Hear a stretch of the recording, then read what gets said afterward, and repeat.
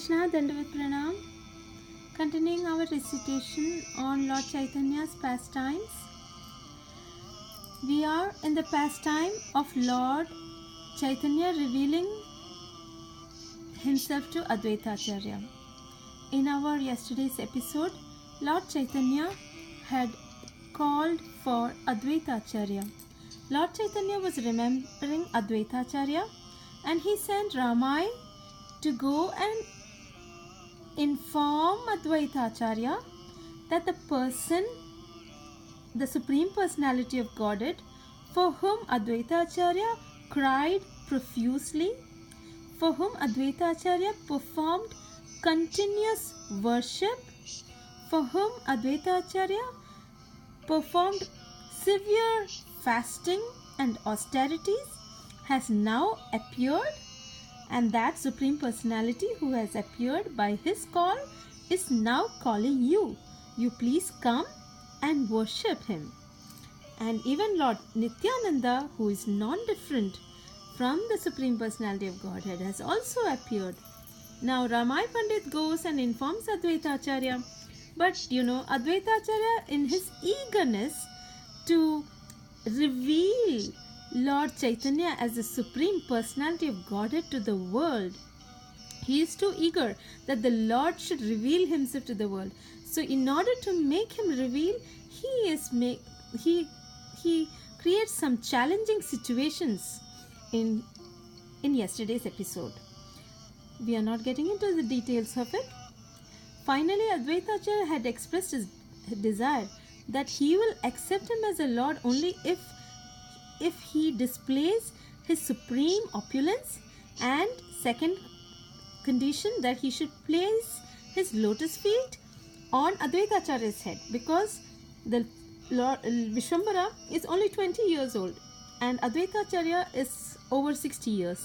So unless if he is the Supreme Personality of Godhead, it is not possible for any 20-year-old boy to place his lotus feet on a 60-year-old Advaita Acharya. So Advaita Acharya challenges for this. Anyway, he finally decides to walk up to Navadvipa, where he is being called to. But even after reaching Navadvipa, he puts in the next challenge to the Lord by telling Ramai that, "Oh Ramai, do not tell the Lord that I have come here in Navadvip. I will hide in Nandanacharya's house. You don't tell him." So that is where we stopped yesterday's episode, and we continue from there today. As they were going and as they reached Navadvipa, Advaita Acharya told Ramai, "Do not tell the Lord that I have come. I will hide in Nandanacharya's house." Lord Vishwambara is the Paramatma in everyone's heart, the super soul in everyone's heart. And so he surely knew of Advaita Acharya's plan. Understanding that Advaita Acharya had arrived in Navadvipa, the Lord went to Srivas Pandita's house, and all the devotees had assembled there.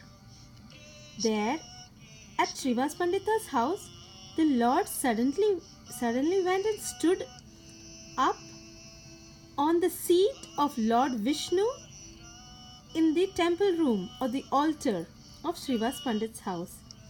And there, roaring loudly, he shouted out loud, "Nada has come! Nada! Nada has come! I know that Nada wants to test whether I am really the Supreme Lord or not." Nada is the name that Lord Nimai or Lord Vishwambara or Lord Chaitanya uses for Advaita Acharya. Well, as the Lord was saying this, at this time, Ramai came there. Before Ramai could speak, the Lord said, "Nada has sent you to test me.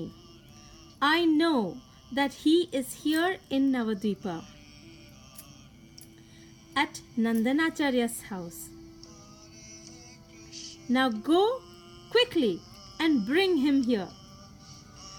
Ramai happily returned to Advaita Acharya and related to him all that had happened. Advaita Acharya, upon hearing this, was filled with ecstasy because he was doing all these challenges with the Lord only with one intention, that he wanted the Lord to reveal to the world that he is the Supreme Personality of Godhead himself. And now when Ramai has given him this news, Advaita Acharya is filled with ecstasy. Advaita Acharya hurried to Srivas's house, considering his plan to have been a success. Actually, he wanted the whole world to know that Lord Chaitanya is the Supreme Personality of Godhead, and now the Lord himself has declared this to be so. Advaita Acharya and his wife approached the Lord from a distance, offering obeisances while reciting prayers. They looked at the Lord with his effulgent golden complexion, appearing more beautiful than millions of full moons, smilingly looked upon Advaita Acharya with great affection. Around the Lord's neck hung the Vaijayanti garland and Kaustubha jewel, Kaustubha mani. On his chest was the mark of Srivatsa. He played the flute in a most exquisite manner, and his body was bent in 3 places. A charming smile played on his lips. So you can see that the Lord Vishwambara or Lord Chaitanya displayed his original form of Lord Krishna, who is none but the Supreme Personality of Godhead, to Advaita Acharya. Advaita Acharya also saw the 4-headed Lord Brahma, the 5-headed Lord Shiva, and the 6-headed Kartikeya offering their obeisances unto this Lord, while Narada Muni and Sukadeva Goswami were reciting prayers. Looking around, Advaita Acharya could see countless demigods, devatas, offering obeisances, and he also saw Mother Ganga seated upon a chariot. Advaita Acharya raised himself up in a mood of great awe and reverence. He saw serpents with many hoods offering prayers, and the wives of the demigods, that is, the Devis, were also there praising the Lord. Indeed, there was no empty space to be seen in the sky or on the land.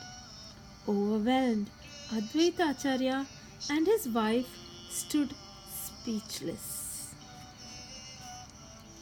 Now what happens? We will continue on this tomorrow.